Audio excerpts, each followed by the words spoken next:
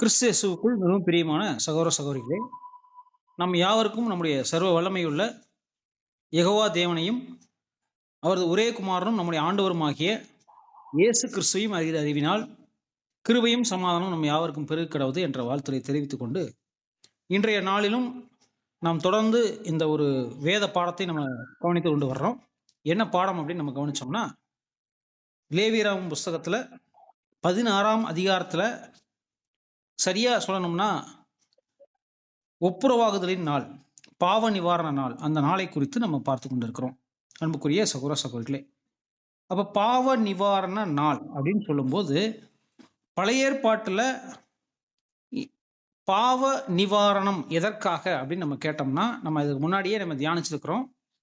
தேவனோடு மீண்டும் ஒப்புரவாகுவதற்காக அல்லது தேவனோடு மீண்டும் தொடர்பு கொள்வதற்காக.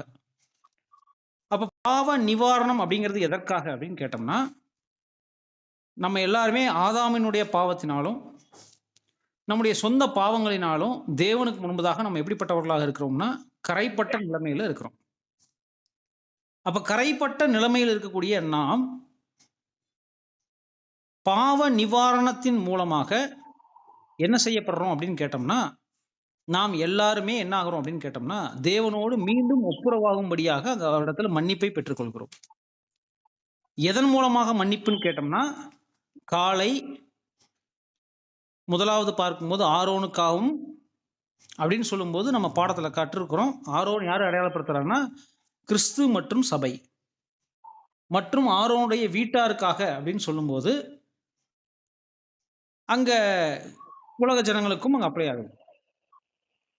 அடுத்தது பார்க்கும்போது ஆடு பாருங்க, இந்த பலிகள், அதாவது காளையினுடைய பலியும் ஆட்டினுடைய பலியும் இரண்டும் சேர்ந்த ரத்தத்தினாலதான் என்ன செய்யப்பட போகுது அப்படின்னு கேட்டோம்னா, அங்க கிருபாசனத்தின் மேல் ரத்தம் தெளிக்கப்பட்டவர்களாக, கிருபாசனத்தின் மேல் ரத்தம் தெளிக்கப்பட்டவர்கள். அப்ப கிருபாசனம் எதை குறிக்குதுன்னா தேவனுடைய வல்லமையை. அப்ப தேவனுடைய வல்லமையின் மீது கிறிஸ்துவினுடைய ரத்தமும் சபையினுடைய ரத்தமும் அங்க தெளிக்கப்படும் போது அங்க தேவனுடைய அந்த கோபாக்கினை அங்க என்ன பண்ணப்படுதுன்னா சாந்தி பண்ணப்படுது. அதைத்தான் நம்ம இந்த ஆசரிப்பு கூடாரத்துல நம்ம பார்க்கிறோம். அப்ப இங்க இது நிழலாக பார்க்கும்போது இஸ்ரேல் ஜனங்கள் மத்தியில வருஷத்துக்கு ஒரு முறை பாவ நிவாரண நாள், பாவ நிவர்த்தி நாள் அப்படின்னு சொல்லி என்ன பண்ணாங்க அப்படின்னு பார்க்கும்போது, வருஷத்துக்கு ஒரு முறை அவங்க என்ன பண்ணுவாங்கன்னா அந்த பாவ நிவாரண நாளின் பலிகளை செலுத்துவாங்க. இது செலுத்துவது எதற்காக அப்படின்னு கேட்டோம்னா, அந்த வருஷத்துல அவங்க செய்த பாவங்கள் அனைத்தும் மன்னிக்கப்படும். ஒருவேளை அவங்க பாவ கழுவாய் முதல்லயே செய்திருந்தாலும் சரி, இல்ல தெரிந்தோ தெரியாமலோ செய்து அதை அவங்க மறந்திருந்தாலும் சரி, அதற்காக தேவன் என்ன பண்றாருன்னா இந்த ஒரே காளை மற்றும் ஒரே அந்த ஒரு ஆடு, போக்காடு ஒன்று இருக்கு, அது ஆள்வசமாய் விடப்பட்டு வெளியே அனுப்பப்படுதுங்கிறதையும் நம்ம பார்த்தோம். அது திரள் கூட்டத்தாருக்கு அடையாளமா இருக்குங்கிறத பார்த்தோம். ஆனா இங்க நம்ம காளை மற்றும் ஆட்டினுடைய அந்த பலிகள் மூலமாக இஸ்ரேல் ஜனங்கள் யாவருடைய பாவங்களும் மன்னிக்கப்பட்டு, முதல்ல பார்க்கும்போது பிரதான ஆசாரியன் கூட இருக்கக்கூடிய ஆசாரியர்கள் அவருடைய குடும்பத்தார், அப்புறம் பார்க்கும்போது அங்க இருக்கக்கூடிய இஸ்ரேல் ஜனங்கள் யாருடைய பாவங்களும் மன்னிக்கப்பட்டு அந்த ஒரு ஆசீர்வதிக்கப்பட்ட அந்த ஆசீர்வாதமான அந்த தீர்த்தம் தெளிக்கப்படும் போது, ரத்தமும் அபிஷேக தைலமும் கலந்த அந்த தீர்த்தம் தெளிக்கப்படும் போது இஸ்ரேல் ஜனங்கள் அங்க ஆசீர்வதிக்கப்படுவதாக, மன்னிக்கப்படுவதாக அங்க ஒரு நிழலான ஒரு நாளை அவர்கள் கொண்டாடினாங்கிறத நம்ம பார்த்தோம். அதுதான் பாவ நிவாரண நாள். அப்ப இந்த பாவ நிவாரண நாள்ல அவர்கள் சுத்திகரிக்கப்பட்டு மீண்டும் தேவனோடு அவர்கள் ஒப்புரவாகக்கூடிய ஒரு வாய்ப்புக்குள்ள அவங்க கடந்து வருவாங்கிறத நம்ம பார்க்கிறோம். இப்ப இந்த பாவ நிவாரண நாள் அவர்களுக்கு நிழல் அப்படின்னு நம்ம எடுத்துக்கொண்டுட்டோம்னா, நிஜம் அப்படின்னு பார்க்கும்போது நம்முடைய ஆண்டவராய் இயேசு கிறிஸ்து என்ன பண்ணிட்டாரு, ஒரே தரம் நமக்காக பாடுகளை சகித்து பாடுகளை ஏற்றுக்கொண்டு நமக்காக என்ன பண்ணிட்டார் அப்படின்னு பார்க்கும்போது, அங்க பாவ நிவாரண பலியாக அப்படின்னு சொல்லும்போது பாருங்க, பழைய ஏற்பாட்டு புஸ்தகத்துல இன்னும் சரியா சொல்லும்போது தலைச்சன் பிள்ளைகளுக்கு அவர் எப்படிதான் பலியா செலுத்தப்பட்டார்னா, அங்க ஆடாக இருந்து தலைச்சன் பிள்ளைகளை காப்பாத்தினார். இங்க பார்க்கும்போது கர்த்தராய் இயேசு கிறிஸ்துவை பற்றி சொல்லும்போது காளையாக ஆசரிப்பு கூடாரத்துல அங்க என்ன பண்றாரு அப்படின்னு பார்க்கும்போது இஸ்ரேல் ஜனங்களை அங்க காப்பாற்றுறாருங்கிறத நம்ம பார்க்கிறோம். அன்புக்குரிய சகோதர சகோதரிகளே, அப்ப இந்த ரத்தம் தெளிக்கப்பட்ட ரத்தத்திற்குள்ளாக யாரெல்லாம் இருக்கிறாங்களோ அவங்களாம் மன்னிக்கப்பட்டு தேவ கோபாக்கனையிலிருந்து தப்புவிக்கப்பட்டவர்களாக அங்க காணப்படும்படியாக இப்ப தேவனுக்கும் மனுஷருக்கும் மத்தியஸ்தராக அந்த ஒப்புரவு ஏற்படுத்துகிற ஒரு பிரதான ஆசாரியராக நம்முடைய ஆண்டவராய் இயேசு கிறிஸ்து அங்க ஏற்படுத்தப்பட்டிருக்காருங்கிறதையும் நம்ம பார்க்கிறோம். அந்த வகையில இன்னைக்கு நம்ம பாஸ் ஓவர் நினைவு கூறுதலின் நாட்கள் நம்ம எல்லாரும் தியானிக்கும் போது நம்முடைய ஆண்டவராய் இயேசு கிறிஸ்து எப்படி நமக்கு பிரதான ஆசாரியராக அவருடைய ரத்தம் நமக்காக தேவனுடைய கோபத்தை அங்க சாந்தி பண்ணுது அப்படிங்கறத தான் நம்ம இங்க அநேக பாடங்கள்ல நம்ம பார்க்கிறோம். சரி, இப்போதும் நம்ம இந்த பாடத்துக்குள்ள நம்ம தொடர்ந்து கடந்து போகலாம். பாருங்க, அந்த போக்காடை குறித்து நம்ம 26வது வசனம், லேவியராகமம் 16ஆம் அதிகாரம் 26வது வசனம்லாம் நம்ம கடந்த வாரத்துல பார்த்துட்டோம். இப்ப நம்ம 27ஆம் வசனத்துல இருந்து நம்ம என்ன பண்ணலாம்னா தொடர்ச்சியாக நம்ம தேவனுடைய வார்த்தைகளை பார்க்கலாம். 27ஆம் வசனம் வாசிக்கலாம். லேவியராகமம் 16ஆம் அதிகாரம் 27 முதல். பாவ நிவர்த்திக்கென்று பரிசுத்த ஸ்தலத்துக்குள் ரத்தம் கொண்டு வரப்பட்ட பாவ நிவாரண பலியாகிய காளையையும் பாவ நிவாரண பலியாகிய வெள்ளாட்டு கடாவையும் பாளையத்துக்கு புறம்பே கொண்டு போய் அவைகளின் தோலையும் மாம்சத்தையும் சாணியையும் அக்கினியிலே சுட்டெரிக்க கடவர்கள். பாருங்க, அப்ப இங்க என்ன விஷயம் இங்க வசனத்துல நம்ம பார்த்துட்டோம் அப்படின்னு கேட்டோம்னா, பாவ நிவர்த்திக்கென்று பரிசுத்த ஸ்தலத்துக்குள் ரத்தம் கொண்டு வரப்பட்ட பாவ நிவாரண பலியாகிய காளையும் பாவ நிவாரண பலியாகிய வெள்ளாட்டு கடாவையும் பாளையத்துக்கு புறம்பே கொண்டு போய், அதாவது பாருங்க, முதல்ல அந்த காளை மற்றும் வெள்ளாட்டு கடா எங்கதான் கொண்டு வரப்பட்டுச்சு அப்படின்னு கேட்டோம்னா ஆசரிப்பு கூடாரத்துக்குள்ள. ஆனா இப்ப என்ன பண்ணப்படுதுன்னா அது கொல்லப்பட்டு அதனுடைய ரத்தமும் எடுக்கப்பட்டாச்சு. அந்த ஜீவிக்கிற உரிமை அங்க அது இழந்த பின்பதாக இப்ப இந்த காளை மற்றும் ஆட்டினுடைய மாம்சத்தை எடுத்துட்டு எங்க போறாங்க அப்படின்னு கேட்டோம்னா பாளையத்துக்கு புறம்பே கொண்டு போய் அவைகளின் தோலையும் மாம்சத்தையும் சாணியையும் அக்கினியிலே சுட்டரிக்க கடவார்கள் அப்படின்னு அங்க சொல்லப்பட்டிருக்கு. அன்புக்குரிய சகோதர சகோதரிகளே, அப்ப இந்த பாவ நிவாரண பலி அப்படின்னு சொல்லும் போதே நம்முடைய மூத்த சகோதரர் ரீப்ரண்ட் நம்பர் 5196ல அப்படியே சொன்னது மாதிரி என்னதான் சொல்றாருன்னா, prefigured the reconciliation of God and mankind. அதாவது என்ன நம்ம புரிஞ்சுக்கலாம்னா, தேவனுக்கும் மனுஷருக்கும் மீண்டும் அந்த மத்தியஸ்தம் பண்ணக்கூடிய, அதாவது மறுபடியும் அங்க சேர்க்கக்கூடிய, ஒப்புரவாகக்கூடிய அந்த ஒரு வேலையை பத்தி நம்ம பார்க்கணும்.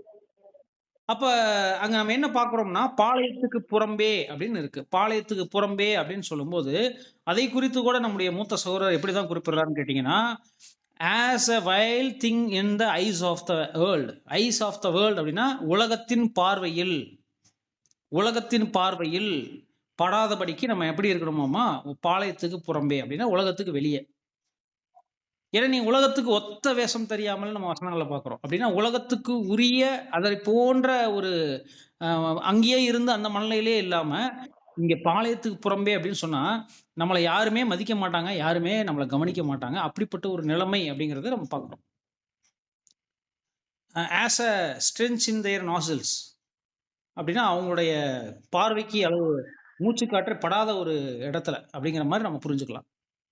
இன்னும் சொல்லும்போது rejection of men and dishonour அப்படிங்கிற வார்த்தை அங்கே குறிப்பிடுது. Signifying ostracism rejection of men and dishonour அப்படின்னா மனிதர்களால் புறக்கணிக்கப்பட்ட நிலைமை அப்படிங்கிறத இங்க சொல்றாரு. அப்ப இந்த ஒரு விஷயம் அப்படின்னா பாளையத்துக்கு புறம்பே என்ன எப்படி புரிஞ்சுக்கலாம்னா, மனிதர்களால் புறக்கணிக்கப்பட்ட நிலைமை மற்றும் டிஸ்ஹானர்னா என்ன, ஒரு கனம் இல்லாத, ஒரு மதிப்பில்லாத ஒரு நிலைமை. அப்ப யோசிச்சு பாருங்க, யாரெல்லாம் இங்க தேவனுடைய ஆடாக அங்க பலி செலுத்தப்படுறாங்களோ, எப்படி காளை பலி செலுத்தப்பட்டுச்சோ அதே மாதிரி ஆடு பலி செலுத்தப்படும். அதுக்கு அடையாளம் என்னன்னு கேட்டோம்னா, அவங்கள பாளையத்துக்கு புறம்பே கொண்டு போய் எரிச்சிருவாங்களாமா, அவங்களுடைய மாம்சத்தை, சாணியை, மீதி இருக்கக்கூடிய தோலையை. அப்படின்னா புரிந்து கொள்ளலாம். இங்க நம்முடைய மூத்த சகோதரர் ரீப்ரண்ட் நம்பர் 4385 என்ன குறிப்பிடுறாருன்னா, rejection of men and dishonour அப்படின்னு சொல்றாரு. அப்ப ரிஜெக்ஷன் ஆஃப் மென் அப்படின்னு சொன்னா மனிதர்களால் வெறுத்து ஒதுக்கப்பட்ட ஒரு நிலைமைக்குள்ள யார் போகணும்னு கேட்டீங்கன்னா, இப்ப எப்படி கர்த்தராகிய இயேசு கிறிஸ்து போனாரோ பாருங்க, எல்லா ஜனங்களும் என்ன சொன்னாங்க அவருடைய வாழ்க்கையில, இவரை சிலுவையில் அறையும். அப்ப கேட்கும் போது எப்படி இருந்திருக்கும் அவருக்கு, ஆண்டவராகிய இயேசு கிறிஸ்துவுக்கு, யோசிச்சு பாருங்க. அப்ப இவருடைய ரத்தப்பழி எங்கள் மேலும் எங்கள் பிள்ளைகள் மேலும் விழட்டும்னு அங்க கேட்கும் போது கர்த்தராகிய இயேசு கிறிஸ்து எந்த அளவுக்கு ஒரு மனுஷனா ஃபீல் ஆவார் நீங்க யோசிச்சு பாருங்க. இவங்களுக்காக நான் இவ்வளவு தூரம் கஷ்டப்பட்டு வந்திருந்தா, தேவனுடைய சித்தம் செஞ்சிருக்கிறேன், இங்க இவங்களுக்காக நான் வந்து உயிர் கொடுக்கறக்காக வந்தா இவங்க எப்படி இருக்கிறாங்க அப்படின்னு பார்த்துட்டீங்கன்னா, என்னை கொல்லுறதுதான் அவங்களுடைய நோக்கமா இருக்குது. இன்னும் அவங்க புரிஞ்சுக்காம இருக்கிறாங்களே, தேவ சித்தத்தை புரிஞ்சுக்காம இருக்கிறாங்களே அப்படிங்கிற ஒரு எண்ணத்துல கர்த்தராகிய இயேசு கிறிஸ்துவுக்கு எப்படி இருந்திருக்கும். ரிஜெக்ஷன் ஆஃப் மென் அப்படின்னா அங்கே மனிதர்களால் ஒதுக்கப்பட்ட நிலைமை அல்லது இழிவுபடுத்தப்பட்ட ஒரு நிலைமையில தான் அங்கே கர்த்தராக இயேசு கிறிஸ்து இருந்தார். மற்றும் டிஸ்ஹானர்னா ஒரு மதிப்பில்லாத நிலைமை. அப்படின்னா இயேசு கிறிஸ்து அவ்வளவு ஊழியம் செஞ்சிருக்கிறாரு, அவ்வளவு அற்புதங்கள் செஞ்சிருக்கிறாரு. ஆனா அவர் ஜனங்கள் மத்தியில ஒரு அவமதிக்கப்பட்ட நிலைமை. அவமதிக்கப்பட்ட நிலைமைன்னா நம்ம எப்படி புரிஞ்சுக்கலாங்க? அவரை எவ்வளவு கேவலப்படுத்த முடியுமோ அவ்வளவு கேவலப்படுத்திட்டாங்க. பாருங்க, நீங்க இன்னும் சில ரீப்ரிண்ட்கள் என்ன சொல்றாருன்னா, சிலுவை மரணம் மற்றும் அடிக்கப்பட்டு நொறுக்கப்பட்டு அவளை எந்த அளவுக்கு அசிங்கப்படுத்த முடியுமோ அவ்வளவு அசிங்கப்படுத்துறாங்க. அப்படின்னா பாருங்க, சிலுவை மரணம் மாதிரி மோசமான மரணம் வேற இல்லை. அவரை இழிவுபடுத்துறதுக்கு வேற எதுவும் அந்த காலத்துல தேவையில்லையாமா, அவ்வளவு கேவலமான மரணமாமா. அன்புக்குரிய சகோதர சகோதரிகளே, அப்படின்னா காலை இப்படிதான் அங்க பலி செலுத்தப்பட்டுச்சு. இன்னும் சரியா சொன்னா அவர் மரணம் அடைந்த இடம் எங்கேன்னு கேட்டோம்னா கொல்கதா அப்படிங்கிற அந்த மண்டையோடுன்னு சொல்லக்கூடிய அந்த மலையை சின்ன குன்றின் மேல அங்கதான் சிலுவையில் அரைஞ்சு. ஏன்னா அந்த ரோட்ல போற வரவங்க எல்லாம் அங்க பார்க்கணும், ஒரு ஊருக்கு ஒதுக்குப்புறமான ஒரு இடம். கவனிச்சு பாருங்க, அப்போ ஒரு எவ்வளவு அவமானப்படுத்த முடியுமோ அவ்வளவு அவமானம் அவங்க முயற்சி பண்றாங்க, அவ்வளவு ட்ரை பண்றாங்க. அப்படின்னா தேவனா அப்ப ஆட்டினுடைய நிலைமையும் என்னதான், அதே தான். ஆட்டினுடைய மாம்சமும் எங்கதான் பலி செலுத்தப்படும்? அதே மாதிரி எங்கேயோ ஒரு குப்பமேட்டு மேல, எங்கேயோ ஒரு அவமதிக்கப்பட்ட ஒரு நிலைமையில, ஜனங்களால் அங்க அவங்க மூச்சு காத்து படாத ஒரு இடத்துல, ரொம்ப மோசமான நிலைமையில தான் என்ன பண்ணப்படுவோம் அப்படின்னு கேட்டோம்னா, தேவனுடைய பிள்ளைகள் அந்த ஆடாக அங்க சபையாக மாறப்போகிறவர்கள் அங்க அவங்க என்ன பண்ணப்படுவாங்கன்னா தூசிக்கப்படுவாங்க அப்படிங்கிறத நம்ம பார்க்கிறோம். ஒரு வசனத்துக்குள்ள நம்ம கடந்து போலாம். எபிரேயர் 13ஆம் அதிகாரம் 13ஆம் வசனம். ஆகையால் நாம் அவருடைய நிந்தையை சுமந்து பாளையத்துக்கு புறம்பே அவரிடத்திற்கு புறப்பட்டு போகப்படுவோம். பாருங்க, இப்ப இதற்குரிய வசனத்தை அங்க நம்முடைய மூத்த சகோதரர் குறிப்பிடுறாரு. ஆகையால் நாம்னா இப்ப யாருன்னா, இங்க யாரை பத்தி சொல்லுதுன்னா, அங்க போக்காட்டை பத்தி பேசவே இல்லை. ஏன்னா போக்காடு அவங்களுக்கு பாவ நிவாரண பலியில பங்கே இல்லை. அப்படின்னா இங்க நாம்னு சொல்லக்கூடிய வகுப்பார் யாருன்னு கேட்டீங்கன்னா, இங்க கர்த்தருடைய ஆடு, கர்த்தருடைய ஆடாகிய நாம் அவருடைய நிந்தையை சுமந்து நாமளும் எங்க போவோமாமா, பாளையத்துக்கு புறம்பே அவரிடத்துக்கு புறப்பட்டு போக கருவோம். அப்ப மனுஷரால வெறுக்கப்பட்ட ஒடுக்கப்பட்ட அங்க கேவலப்படுத்தப்பட்ட கர்த்தருடைய மரணம், அங்க மாம்சத்தை எவ்வளவு கேவலமா அங்க தேவன் ஒப்பு கொடுத்திருக்கிறார் பாருங்க, இயேசு கிறிஸ்துவனுடைய மரணத்தை. அப்படின்னா நம்முடைய மாம்சத்தையும் நம்ம எப்படிதான் ஒப்பு கொடுக்கணும்னா, அங்க கர்த்தர் எப்படி அந்த பாளையத்துக்கு புறம்பே அங்க அவர் எப்படி போனாரோ அந்த இடத்துல நம்ம புறப்பட்டு போக கடவும்னு இங்க நம்முடைய அப்போஸ்தலனாகிய பவுல் புரிஞ்சு எவ்வளவு அழகா எழுதியிருக்காரு பாருங்க. யோசிச்சு பாருங்க அன்புக்குரிய சகோதர சகோதரிகளே. அப்படின்னா பாருங்க, அந்த பாளையத்துக்கு புறம்பே போகக்கூடிய விஷயங்கள் அப்படின்னு சொல்லும்போது பாருங்க, அப்படின்னா பிரதர் அப்படின்னா அங்க போய் என்னதான் பண்ணுவாங்க அப்படின்னு கேட்டா அந்த வசனம் சொல்லுது, அக்கினியிலே சுட்டரிக்க கடவர்கள். அக்கினியிலே சுட்டரிக்க கடவர்கள்னா, அக்கினின்னு சொன்னாலே வேதத்துல ரெண்டு வகையான, ஒன்னு புடமிடப்படுதல், இன்னொன்னு சுட்டரிக்கப்படுதல். இந்த ரெண்டு தான் அக்கினின்னு சொன்னா வேதாகமத்துல நமக்கு அங்க அடையாள பாஷைகள் குறிப்பிடுது. அப்படின்னா இங்க என்ன சொல்றாங்கன்னு கேட்டோம்னா, அதை குறித்து கூட நம்முடைய மூத்த சகோதரர் டேபர்நாக்கல் 42லையும் ரீப்ரிண்ட் நம்பர் 4385லையும் என்ன சொல்றாரு அப்படின்னு கேட்டோம்னா, representing the gradual but complete destruction of the human nature of Christ and the church அப்படின்னு சொல்றாரு. அப்படின்னா இந்த இடத்துல நம்ம என்ன புரிஞ்சுக்கலாம்னா, அங்க மாம்சத்துல வந்த கிறிஸ்துவினுடைய மனித சுபாவத்தையும் நம்ம சபையினுடைய மனுஷ சுபாவத்தையும் படிப்படியாக, கிராஜுவல்னா என்னங்க, படிப்படியாக ஆனால் முழுமையாக என்ன பண்ணணும் அப்படின்னு கேட்டோம்னா, டிஸ்ட்ரக்ஷன்னா அழிவுக்கு ஒப்பு கொடுக்கணும். அழிவுக்கு ஒப்பு கொடுக்கணும். எப்படி கர்த்தராகிய இயேசு கிறிஸ்து தன்னுடைய மாம்சத்தை இந்த பூமியில பலி செலுத்தினாரோ, அப்படியாக ஆடு இங்கே கர்த்தருடைய ஆடு வகுப்பாராகிய சபை வகுப்பாரும் என்ன பண்ணியாகணும் அப்படின்னு கேட்டோம்னா, படிப்படியாக முழுமையாக அங்க அழிவுக்கு நம்முடைய மாம்ச ஜீவியத்தை ஒப்பு கொடுக்கணும். ஹியூமன் நேச்சர் அப்படின்னு சொல்றாங்க. நேச்சர்னா என்னங்க, மனித சுபாவம். அந்த மனித சுபாவத்தை நம்ம என்ன பண்ணணும், ஒப்பு கொடுக்க, அங்க டோட்டலா அழிக்கணும். ஆனா படிப்படியா அழிக்கணும். அதற்கு நம்மை ஒப்பு கொடுக்கிறவர்களாக மாறணும். அன்புக்குரிய சகோதர சகோதரர்களே, இன்னும் சொல்லும்போது அங்க சொல்றாரு, the slandering of God's people for righteousness sake அப்படின்னு சொன்னா, ஸ்லாண்டரிங்னா என்ன சொல்லலாம், புறம் பேசுறது, குறை பேசுறது அப்படின்னு சொன்னா, அப்ப நீதியின் நிமித்தம் தேவனுடைய பிள்ளைகள் என்ன பண்ணப்படணும், அங்க புறம் பேசுகிறவர்களாக மாறக்கூடாது, மற்றவர்களால் புறம் பேசப்பட்டவர்களாக இருக்கணும் அப்படிங்கிறத நம்ம புரிஞ்சுக்கணும் அன்புக்குரிய. ஏன்னா நீதி நிமித்தமாக அவங்க என்ன பண்ணணும், ஸ்லாண்டரிங் அப்படிங்கிறத, அதாவது அந்த தேவனுடைய பிள்ளைகள் அங்க மற்றவங்க அப்படி புறம்லாம் பேசுவாங்க. நம்மளை புறம் பேசுறது என்னங்க, மற்றவங்க நம்ம நம்ம முன்னாடி பேச மாட்டாங்க, நம்ம போனதுக்கப்புறம் என்ன பண்ணுவாங்க, நம்மளை பத்தி தப்பு தப்பா பேசுவாங்க. இப்படிப்பட்ட சில அனுபவங்களை யார் பெறணும்னு ரசல் பர் எழுதுறாருன்னு கேட்டீங்கன்னா, ரீப்ரு நம்பர் 5655ல இந்த கர்த்தருடைய ஆடு, அதுதான் எதை அடையாளப்படுத்துதுன்னு கேட்டீங்கன்னா, பேர்ன் இன் த ஃபயர் அப்படின்னா என்ன சொல்லணும்னா, அக்கினியினால் சுட்டரிக்கப்படுதல். எப்படி ஆட்டினுடைய மாம்சம் சுட்டரிக்கப்படும்னா, பாருங்க, தேவனுடைய பிள்ளைகளை மற்ற ஜனங்கள் நீதியின் நிமித்தமாக என்ன பண்ணுவாங்க, தப்பு தப்பா பேசுவாங்க, புறம் பேசுவாங்க. அதை கேட்கும்போது எப்படி இருக்கும் நம்மளுக்கு, வயிறுலா நான் ஒண்ணுமே பண்ணலாம், என்னப்பா இப்படி தப்பா பேசுற அப்படின்னு சொல்லி நம்மளுக்கு தோணும். அந்த மாதிரி அதை கேட்டு கேட்டு கேட்டு ஒரு கட்டத்துக்கு மேல நம்மளுக்கு என்ன ஆயிரும், இந்த மாம்சம் ஃபர்ஸ்ட், அப்புறம் நாளாக நாளாக என்ன ஆயிரும் அப்படின்னு கேட்டோம்னா, அந்த ஸ்லாண்டரிங், அவங்களுடைய தவறான வார்த்தைகள் கேட்கும் போதே அட அவங்க புரிஞ்சுக்காம பேசுறாங்க அப்படிங்கிற மைண்டுக்கு வந்துடும். அப்படின்னு நம்ம மாம்சத்தை அப்படிதான் அவங்க பலி செலுத்த முடியும், நம்ம புரிந்து கொள்ளலாம் அன்புக்குரிய சகோதர சகோதரிகளே. அது மட்டுமல்ல, அங்க இன்னும் சொல்லும் போது அங்க எல்லாவற்றையும் we are the filth and offscouring of the earth. அதாவது இங்க நீங்க தமிழ்ல வார்த்தைகள் என்ன பார்க்குறோம்னா, அந்த சாணியையும் இருக்கு. இங்கிலீஷ்ல வந்து பாத்தீங்கன்னா அண்டு தேர் டங்குன்னு என்னங்க, அந்த சாணி தான். அப்படின்னா அது எதற்கு அடையாளமா இருக்குன்னு கேட்டோம்னா, இந்த உலகத்திற்கு நாம் எப்படி இருக்குமாமா, ரொம்ப குப்பையும் ரொம்ப மோசமான நிலைமையுமாக நம்ம இருக்கிறோம்னு அங்க சொல்றாரு. நீங்க வேணா அதுக்குரிய ஒரு வசனம் நீங்க வாசி கேட்கலாம். 1 கொரிந்தியர் 4:13.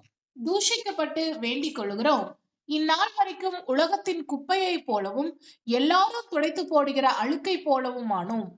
பாருங்க, அப்ப நம்ம என்ன பார்க்கிறோம் அப்படின்னு கேட்டோம்னா, இங்க இந்நாள் வரைக்கும் உலகத்தின் நம்ம எப்படி இருக்கிறோமாமா, குப்பையை போலதான் இருக்கிறோமாமா, எல்லாரும் துடைத்து போடுகிற அழுக்கை போலவும் ஆனோம் அப்படின்னு சொல்றாரு. அப்படின்னா நம்முடைய நிலைமை மற்ற ஜனங்கள் பார்வையில அப்படிதான் இருக்குதுங்களாமா. அதாவது நம்ம சொல்றதை யாருமே மதிக்க மாட்டாங்க. அப்படின்னா எப்படி, தூசி தட்டி விடுற மாதிரி, என்னமோ சொல்லிட்டு போ எனக்கு என்ன அப்படிங்கிற மாதிரி. நம்ம என்னதான் உண்மையான சத்தியத்துக்காக நம்ம போய் போராடினாலும், இந்த கிறிஸ்துவின் சபை அல்லது கர்த்தருடைய ஆடு வகுப்பார் இவங்க உண்மையாலுமே சத்தியத்தை போய் சொன்னாலும் மற்ற ஜனங்கள் இவங்களுடைய வாயின் வார்த்தைகளை கேட்க மாட்டாங்க. மாறாக எப்படி நம்ம வசனத்தை எப்படி பார்த்தோம்னா, ஒரு உலகத்தின் குப்பையை போலவும் எல்லாரும் துடைத்து போடுகிற அழுக்கை போலவும் ஆனோம். இப்படிதான் கர்த்தர் இயேசு கிறிஸ்துவனுடைய வார்த்தைகளும் இருந்துச்சு. அவருக்கு சொன்ன வார்த்தைகளை அவர் என்ன பண்ணிட்டார் அப்படின்னு கேட்டீங்கன்னா, எல்லா ஜனங்களும் கேட்கும் போது நல்லா தான் இருந்தது. ஆனா நாளடைவில் என்ன ஆயிடுச்சு அப்படின்னு கேட்டீங்கன்னா, அவரை குப்பை மாதிரி அங்க பயன்படுத்திட்டாங்க. அவங்களுக்கு தேவைன்னா அவங்க யூஸ் பண்ணிட்டாங்க, தேவையில்லைன்னா அவர் உடனே அவங்கள கொன்றுங்க அப்படிங்கிற மாதிரி ஒரு மைண்டுக்கு வந்துட்டாங்க அப்படிங்கிறத நம்ம புரிஞ்சுக்கணும் அன்புக்குரிய சகோதர சகோதரி. சரி, இப்ப நம்ம அடுத்த வசனத்துக்குள்ளாக நம்ம கடந்து போகலாம். 28ஆம் வசனம்.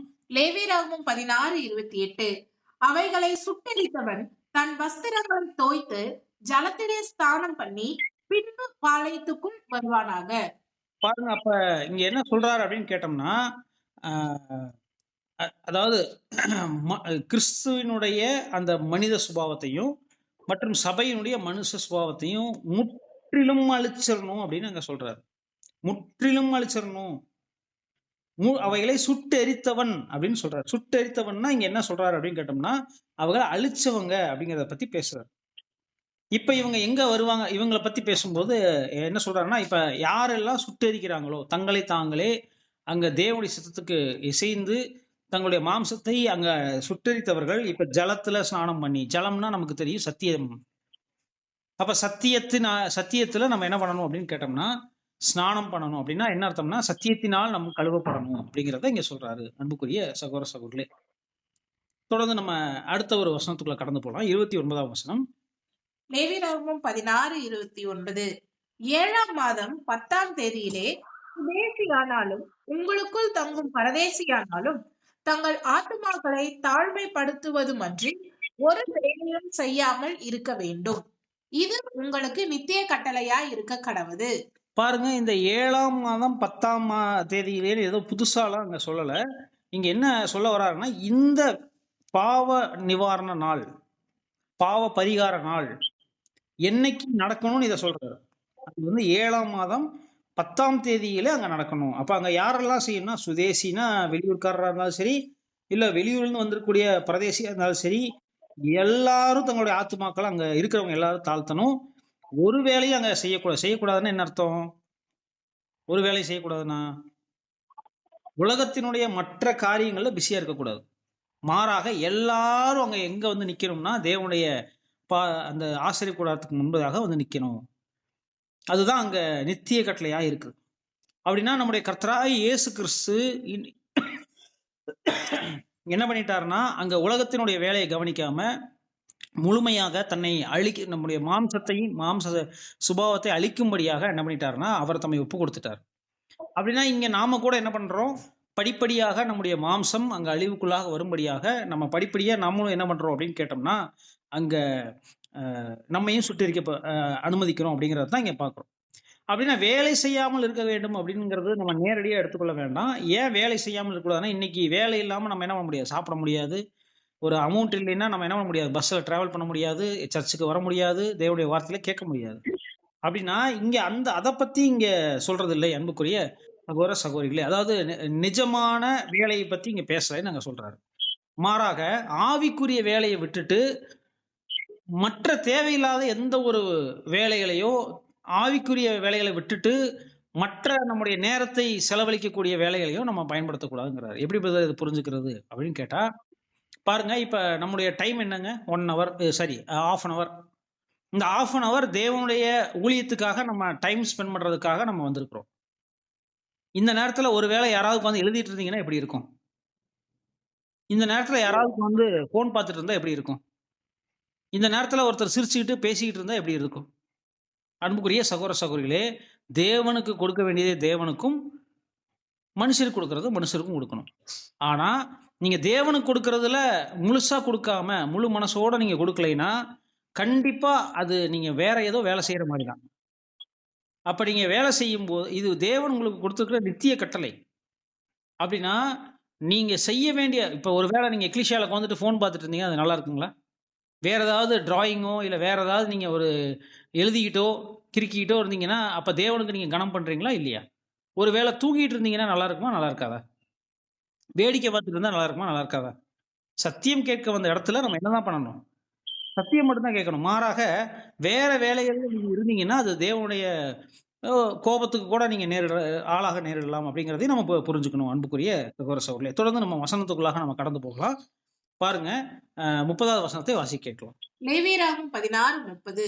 கர்த்தருடைய சந்நிதியில் உங்கள் பாவம் எல்லாம் நீங்கி சுத்திகரிக்கப்படும்படி அந்நாளில் உங்களை சுத்திகரிக்கும் பொருட்டு உங்களுக்காக பாவ நிவர்த்தி செய்யப்படும். பாருங்க இப்ப இங்க என்ன சொல்றாரு அப்படின்னு கேட்டோம்னா, இங்க மாம்சம் அழிச்சாச்சு. மாம்சத்தை அழிச்சு இப்ப சத்தியத்தினால அங்க முழுமையான ஒரு மைண்டோட இப்ப நம்ம அங்க தேவனுடைய சமூகத்துக்கு வரும்போதுதான் இப்ப அங்க என்ன நடக்குது அப்படின்னு பார்க்கும்போது, உங்கள் பாவமெல்லாம் நீங்கி சுத்திகரிக்கப்படும்படி அப்படின்னு சொல்லும்போது, அப்ப யோசிச்சு பாருங்க, என்னைக்கு அது நமக்கு முழுமையாக சுத்திகரிக்கப்படும்னா, நம்முடைய மாம்சம் என்னைக்கு மரணத்துக்குள்ள போகுதோ அன்னைக்கு தான். அப்ப மாம்ச மரணம் நடக்கும்போது தான் நம்முடைய முழுமையான பாவங்கள் எல்லாமே சுத்திகரிக்கப்பட்டு ஆவிக்குரிய ஒரு பிறப்பாக நம்ம என்ன பண்ணுவோம் அப்படின்னு கேட்டோம்னா, அங்க பிறப்போம் அப்படிங்கிறதையும் நம்ம புரிஞ்சுக்கலாம். அன்னைக்கு தான் ஒரிஜினலா நீங்க பாவ நிவர்த்தி. ஆனா யோசிச்சு பாருங்க, இன்னைக்கு கிறிஸ்துவினுடைய அடிச்சூடுகளை பின்பற்றக்கூடிய நீங்களும் நானும் இன்னைக்கு அவருடைய ரத்தத்தினால் கழுவப்பட்ட அன்னைக்கே, ஒப்புரவான அன்னைக்கே தேவன் என்ன பண்ணிட்டாருங்க, நம்முடைய பாவங்களை அங்க கழுவி அங்க சுத்திகரிச்சிட்டார். ஆனாலும் நம்ம கிட்ட பாவம் இருக்கா இல்லைங்களா? இல்லைன்னு சொல்ல முடியாது. பாவம் இல்லை என்று சொல்வோமானால் நம்மை நாமே வஞ்சிக்கிறவங்களா இருப்போம். அப்படின்னா பாவம் கண்டிப்பா இருக்கு. சிந்தனைகள்ல, செய்கைகள்ல, நடக்கைகள்ல, செயல்பாடுகள்ல, யோசிக்கிறதுல எல்லாத்துலயும் பாவம் இருக்கு. அப்ப பாவம் இருக்குன்னா, அப்ப நம்ம எப்பதான் முழுமையா சுத்திகரிக்கப்படுவோம் அப்படின்னு சொன்னா, அந்த புது சிருஷ்டியின் அளவுக்கு தக்கதாக ஒரு வேளை நம்ம வளர்ந்துட்டோம்னா, கண்டிப்பா தேவன் அந்த நொடியில அந்த ஸ்தானத்துல நம்மள என்ன பண்ணிடுவாருங்க, நம்மள புது சிருஷ்டியா அங்க மாத்துறதுக்கு தேவன் சித்தம் கொள்வார். அப்படின்னா மாம்சத்துல இருந்து நம்ம ஆவிக்குரிய போகக்கூடிய அந்த ஒரு நிலைமையை தான் நம்ம குறிப்பிடுதுங்கிறத நம்ம புரிஞ்சுக்கணும். அன்புக்குரிய சகோதர சொல்ல அப்போது உங்களுக்காக பாவ நிவர்த்திக்கு ஆல்ரெடி டெபாசிட் பண்ணியாச்சு கர்த்தருடைய ரத்தம்.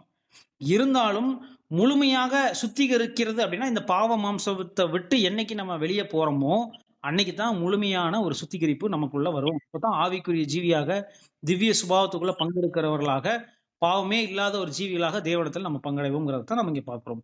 அன்புக்குரிய சகோதர சகோதரிகளே, தொடர்ந்து 31ஆம் வசனம் வாசிக்க கேட்கலாம். லேவியராகமம் 16:31. உங்களுக்கு அது விசேஷித்த ஓய்வு நாள், அதிலே உங்கள் ஆத்துமாக்களை தாழ்மைப்படுத்த கடவீர்கள், இது நித்திய கட்டளை. பாருங்க அங்க என்ன சொல்றாரு அப்படின்னு கேட்டோம்னா, அங்க 31ஆம் வசனத்துல நம்ம பார்க்கிறோம். அங்க என்ன சொல்றாரு அப்படின்னு பாத்தீங்கன்னா, அஹ், விசேஷித்த ஓய்வு நாள், அதுல உங்க ஆத்மங்களை தாழ்மைப்படுத்த கடவுள்னா நம்ம முழுசா தேவன்ட்ட சரண்டர் ஆகணுங்கிறது தான் அங்க சொல்றோம். அன்புக்குரிய சகோதர சகோதரிகளே, அப்படின்னா இது எதை இந்த நாள் பத்தி எதை பத்தி பேசிட்டு இருக்குதுன்னா, பழைய ஏற்பாட்டுல இந்த நியாயத்தீர்ப்பின் நாள் பத்தி பேசு. அப்ப நியாயத்தீர்ப்பின் நாள் அப்படின்னு சொன்னா ஆதாமினுடைய தண்டனையிலிருந்து அங்க மீட்கப்படக்கூடிய ஒரு விஷயத்தை பத்தி அங்க பேசுது. அன்புக்குரிய சகோதர சகோதரிகளே, அப்படின்னா இன்னைக்கு சபை கிறிஸ்துவினுடைய பலியின் மூலமாக அங்க இந்த அதாவது 1000 ஆண்டு அரசாட்சிக்குள்ள நம்ம முழுமையாக மகிமை அடைதலுக்குள்ள போறதை பத்தி தான் இங்க நம்ம இந்த காரியங்கள்லாம் அங்க பேசிட்டு இருக்குது. அப்படின்னா இது விசேஷித்த ஓய்வு நாள். நம்ம சகோதரர்கள் நம்ம கற்றுக் கொடுப்பாங்க. இந்த ஓய்வு நாள்னா என்னைக்கு நமக்கு ஓய்வு நாள்? 1ஆம் நாளா, 7ஆம் நாளா, எந்த நாள் ஓய்வு நாள் அப்படின்னு சொன்னா, நம்ம இந்த சுவிசேஷ யுகம் முழுவதுமே கர்த்தருடைய பார்வையில ஓய்வு நாள் தான். அப்ப இந்த ஓய்வு நாள்ல நம்ம செய்ய வேண்டிய பணி என்ன அப்படின்னு கேட்டோம்னா, நாம் முழுமையாக நம்ம தேவனுக்கு அர்ப்பணிச்சு அவருக்கு ஊழியம் செய்யறது தான் இங்க முதல் வேலை. அதுக்கு தான் நம்ம அழைக்கப்பட்டிருக்கிறோம். அன்புக்குரிய சகோதர சகோதரி, நம்ம தேவனுக்கு முன்பதாக தாழ்மைப்படுத்த கடமை, அதுதான் நித்திய கட்டளை. அப்படி தாழ்மைப்படுத்துவதற்காக தான் தேவன் என்ன பண்ணியிருக்கிறார் அப்படின்னு கேட்டோம்னா, உங்களையும் என்னையும் அங்க என்ன பண்ணியிருக்கிறார் அப்படின்னு பார்க்கும்போது அங்க அழைச்சிருக்காருங்கிறத நம்ம பார்க்கிறோம். தொடர்ந்து நம்ம 3 வசனங்கள் தொடர்ந்து வாசிடலாம். லேவியராகமம் 16ஆம் அதிகாரம் 32 முதல்.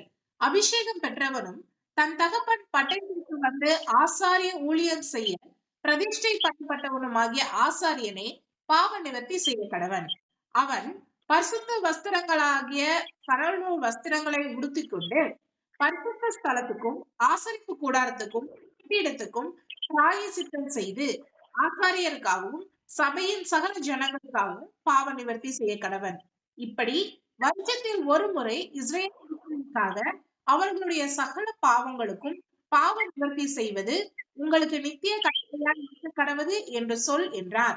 கர்த்தர் மோசேக்கு கட்டளையிட்டபடியே ஆரோன் செய்தார். பாருங்க, அப்ப என்ன நம்ம பார்க்கிறோம் அப்படின்னு கவனிச்சோம்னா, பாருங்க இதை செய்யறதுக்கு யாருக்கு தகுதி இருக்கு அப்படின்னு நம்ம கேட்டோம்னா, பாருங்க வசனம் சொல்லுது அபிஷேகம் பெற்றவனும் அப்படின்னு சொல்றாரு. பழைய ஏற்பாட்டுல அபிஷேகம் பெற்றவன்னா யாருன்னு பார்க்கும்போது தேவனால் அங்க செலக்ட் பண்ணப்பட்டு அபிஷேகம் பெற்றவன்னா அது யாருன்னா பிரதான ஆசாரியராகிய ஆரோன் அப்படின்னு நம்ம பார்க்கிறோம். இங்க புதிய ஏற்பாடுல நமக்கு அபிஷேகம் பெற்று நமக்கு பாவ நிவாரண பலி செலுத்தக்கூடியவர் யார் அப்படின்னு கேட்டோம்னா நம்முடைய ஆண்டவராகிய இயேசு கிறிஸ்து மெல்கிசேதேக்கின் முறைமையின்படி அங்க ஆசாரியத்துவத்தை பெற்றிருக்கிறவர். அப்ப இந்த ஆசாரியன் என்ன பண்ணும் அப்படின்னு பார்க்கும்போது அவர் தான் அங்க பிரதிஷ்டை பண்ணப்படணும், பிரதிஷ்டை அங்க செய்யணுங்கிறத நம்ம பார்க்கிறோம். அன்புக்குரிய சகோதர சகோதரர்களே, அவர் தான் அந்த பரிசுத்த வஸ்திரங்களாகிய சணல் நூல் வஸ்திரங்களை அணிந்து கொண்டு, சணல் நூல் வஸ்திரங்கள்னா நமக்கு தெரியும் பட்டாடை உடுத்தி கொண்டு அப்படின்னு அங்க இருக்கு. அவர் தான் என்ன பண்ணணும்னா பரிசுத்த ஸ்தலத்துக்கும் ஆசரிப்பு கூடாரத்துக்கும் பலிபீடத்துக்கும் பிராயச்சித்தம் செய்து அப்படின்னா முதல்ல அவர் என்ன பண்ணணும்னா முதல்ல என்ன பண்ணணும், பரிசுத்த ஸ்தலம்னா இங்க என்ன பார்க்கறோம்னா பிரகாரத்துல இருக்கக்கூடிய அந்த பலிபீடம். அப்ப அந்த பலிபீடத்தை அவர் என்ன பண்ணணும், சுத்திகரிக்கணும். அது மட்டுமல்ல, இப்ப அடுத்து என்ன பண்ணணும்னா ஆசரிப்பு கூடாரம்னு சொல்லும் போது இப்ப நம்ம பரிசுத்த ஸ்தலம் மற்றும் மகா பரிசுத்த ஸ்தலத்துக்குள்ள வந்து அவர் என்ன பண்ணா பிரதிஷ்டை பண்ணணும். அவர் தான் என்ன பண்ணா ஆசாரியருக்காகவும் சபையின் சகல ஜனங்களுக்காகவும் பாவ நிவர்த்தி செய்யணும். அப்படின்னா முதல்ல தனக்காகவும் தன்னுடைய வீட்டாருக்காகவும் அவர் என்ன பண்ணணும், சகல ஜனங்களுக்காகவும் பாவ நிவர்த்தி செய்யணும். இப்படி வருஷத்திலே ஒரு முறை இஸ்ரேல் புத்திரருக்காக அவருடைய சகல பாவங்களுக்கும் பாவ நிவர்த்தி செய்து உங்களுக்கு நித்திய கட்டளையா இருக்க கடவுது என்று சொல்ல அப்படின்னு சொல்லி அங்க சொன்னார். அப்படின்னா நம்ம என்ன புரிஞ்சு கொள்ளலாம்னா, வருஷத்துக்கு ஒரு முறை இவங்க செஞ்சுக்கிட்டே இருந்தாங்க. கர்த்தருடைய பிள்ளைகளாக இவங்க இருக்கிற வரையும் இந்த பாவ நிவாரண நாளின் பலிகள் நடக்கும், அவங்க மன்னிக்கப்படுவாங்க, மீண்டும் தேவனுடைய பிள்ளைகளா இருப்பாங்க. கொஞ்ச நாள் கழிச்சு இவங்க என்ன பண்ணிடுவாங்கன்னு கேட்டீங்கன்னா தேவனை மறந்துடுவாங்க. மறந்துட்டு மற்ற தேவர்களுக்கு இவங்க என்ன பண்ணுவாங்கன்னா ஊழியம் செய்ய போவாங்க. அப்ப ஊழியம் செய்ய போகும்போது என்ன ஆயிரும் அப்படின்னு கேட்டோம்னா, அங்க தேவன் இவர்களை கைவிட்டுருவாரு. இதனால மற்ற தேசத்துக்கு இவங்க அடிமைகளாக போயிடுவாங்க. இப்ப என்ன ஆயிரும், அடிமைகளா போன தேசத்துல பாவ நிவாரண நாளின் பலிகள் நடக்காது. அப்ப நடக்கலைன்னா என்ன ஆகும், இவங்க பாவிகளாகவே தேவ சமூகத்துல இருப்பாங்க குறிப்பிட்ட நாள் அளவு. மீண்டும் இவர்கள் தேவனிடத்துல வந்து அங்க சரண்டர் ஆகி தேவனே எங்களை மன்னிச்சிருங்க, நாங்க மறுபடியும் என்ன பண்றோம், உங்களோட நாங்க ஒப்புரவாகுறோம். நாங்க எப்ப விரும்புறாங்களோ, விரும்பும்போது உடனே தேவன் என்ன பண்ணுவாரு, யாரோ ஒரு ரட்சகரை எழுப்பி அவங்களுக்கு ரட்சிப்பை அருளுவார். அப்படிங்கிறத தான் நம்ம பார்க்கிறோம். சரி, இப்ப நம்ம இந்த பாடத்துல கிறிஸ்து தான் என்ன பண்றாரு அப்படின்னு பார்க்கும்போது, அங்க காளையாக அங்க ரத்தத்தை காளையின் ரத்தத்தையும், ஆட்டினுடைய ரத்தத்தையும் கொண்டு போய் அங்க எங்க கொண்டு போய் வைக்கிறாருன்னு கேட்டீங்கன்னா, கிருபாசனத்தின் மேல தெளிக்கிறார். 7 முறை அந்த சிலுவை வடிவுல அங்க தெளிக்கிறாருங்கிறத கூட நம்ம பார்க்கிறோம். அத தெளிக்கிறதன் மூலமாக தான் அங்க பாவ மன்னிப்பு நமக்கு உண்டாகுதுங்கிறத நம்ம பார்க்கிறோம். அப்ப ஒன்ஸ் இன் இயர் அப்படின்னு சொல்லும்போது என்ன சொல்றாங்கன்னு கேட்டீங்கன்னா, இது ஒரு நிழல். தொடர்ந்து வருஷா வருஷம் பண்ணும்போது அது ஃபர்ஸ்ட் வருஷம் எப்படி இருக்கும்? ஒரு இன்ட்ரெஸ்ட்டா இருக்கும். 2வது வருஷம் ஒரு இன்ட்ரெஸ்ட்டா இருக்கும். 3வது வருஷம் என்ன ஆயிரும்? வழக்கம் போல அதான் மன்னிப்பு கிடைக்குது. அப்புறம் என்ன? அப்படிங்கிற மாரி ஒரு பாவங்கள் அங்க செய்யும்படியாக அங்க ஜனங்கள் என்ன பண்ணிடுறாங்க? அப்ப அ ஒரு அதன் மேல இருக்கக்கூடிய ஒரு பயபக்தி என்ன ஆகுதுன்னா கம்மியாயிருது. நமக்கே அப்படித்தான் ஆகுது. பாருங்க அப்படின்னா, இந்த மாரி பயபக்தி கம்மியாகும்போது, அது நாளடைவுல என்ன ஆயிடுதுன்னு கேட்டோம்னா, அது ஒரு சடங்காச்சாரம் போல மாறிருது. சடங்குகள் போல மாறிருது. இப்ப சடங்குகள் போல மாறும்போது, அது தேவன் பார்வையில உண்மையான பயபக்திய உண்டு பண்ணல. பாருங்க இத குறிச்சு ஒரு வசனம் வாசிக்கலாம். எபிரெயர் 10ஆம் அதிகாரம் 3 மற்றும் 4 வசனங்கள். அப்படி நிறுத்தப்படாதபடியால் பாவங்கள் உண்டென்று அவைகளினாலே வருஷந்தோறும் நினைவு கூறுதல் உண்டாயிருக்கிறது. அல்லாமலும் காளை, வெள்ளாட்டுக்கடா இவைகளுடைய ரத்தம் பாவங்களை நிவர்த்தி செய்ய மாட்டாதே. பாருங்க, ஒரு அடையாளமான மிருகங்கள் தான் நமக்காக பலியிடப்பட்டுச்சு தேவனுடைய பார்வையில. ஆனாலும், அது வருஷா வருஷம் ஒரு நினைவுகூருதல் மாரி அங்க உண்டாயிருக்குது. அதனால முழுமையா அங்க பாவங்கள அது நிவர்த்தி செய்யுதான்னு கேட்டா, அங்க இல்லைங்கிறத நம்ம பார்க்கிறோம். அன்புக்குரிய சகோதர, சகோதரிகளே! அப்படின்னா, இதை நிறைவேற்றும் பொருட்டு தான், இந்த நியாயப்பிரமாணத்தையும், இந்த பலிகளையும் நிறைவேற்றும் பொருட்டு தான், நம்முடைய ஆண்டவராய் இயேசு கிறிஸ்து நமக்காக ஒரே தரம் அங்க பலியானாருங்கிறத நம்ம பார்க்கிறோம். அப்ப இந்த ஒரு நியாய தீர்ப்பின் நாள்ல, இன்னும் சரியா சொன்னா, இந்த சுவிசேஷ யுகத்துல நம்மையெல்லாம் மீட்கும்படிக்கு தான், நம்முடைய பாவங்களை கழுவும்படிக்கு தான், நம்முடைய ஆண்டவராய் இயேசு கிறிஸ்து நமக்காக அந்த மீட்பை அருளி சென்றிருக்கிறார். தம்முடைய ரத்தத்தை விட்டு சென்றிருக்கிறார். தம்முடைய பலியின் ஜீவியத்தை நமக்காக விட்டு கொடுத்திருக்கிறாரு. இன்னும் சொன்னா ஜீவிக்கிற உரிமையை கூட நமக்காக விட்டு கொடுத்துட்டு போயிருக்கிறாரு. அன்புக்குரிய சகோதர, சகோதரிகளே! பாருங்க இன்னைக்கு முதலாவதாக இதுல ஆரோன் முதலாவதாக யாருக்கு அந்த வாய்ப்பு? தனக்காக அப்படின்னு சொல்லும்போது, அது முதலாவதாக பார்க்கும்போது, அங்க கிறிஸ்து மற்றும் அங்க சரீர அங்கங்களாகிய சபைக்கு முதலாவது இந்த வாய்ப்பு இந்த சுவிசேஷ யுகத்துல கிடைக்கிறது. அடுத்ததாக பார்க்கும்போது, 1000 ஆண்டு அரசாட்சியினுடைய பிற்பகுதியில முழு உலகமும் தேவனோடு ஒப்புரவாக போகுது. இன்னைக்கு முதல்ல சபை ஒப்புரவாக போகுது தேவனோட. அதன் பின்பதாக 1000 ஆண்டு அரசாட்சியில முழு உலகமும் ஒப்புரவாக போகுதுங்கிறது தான் ரீப்ரண்ட் நம்பர் 5874ல அங்க குறிப்பிடுறார் அன்புக்குரிய சகோதர, சகோதரிகளே! அப்படின்னா, இதோட இந்த 34வது வசனத்தோட இங்க பாவ நிவாரண நாளின் அங்க பலிகள் முடியுது. நம்ம தொடர்ந்து வரக்கூடிய வாரங்கள்ல 17ஆம் அதிகாரத்த நம்ம தொடர்ச்சியாக நம்ம பார்க்கலாம். இம்மட்டுமாய் கேட்டுக்கொண்டு யாவரையும் தேவன் தாமே ஆசீர்வதித்து வழிநடத்துவாராக.